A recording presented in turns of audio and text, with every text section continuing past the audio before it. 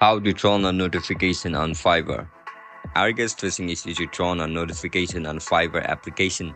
If that's so, then this video might help you out. Without further ado, let's dive into it. First of all, open Fiverr app on a mobile device. Once you open the Fiverr app, log in into your account with your registered email and password. As soon as you get logged in, look at the right bottom of your screen where you can see your profile icon. Click on it. After you click on it, you can see multiple options. Just simply tap on Preferences. Now click on Notifications. After you click on Notifications, you can see two options: Push Notifications and Email Notifications.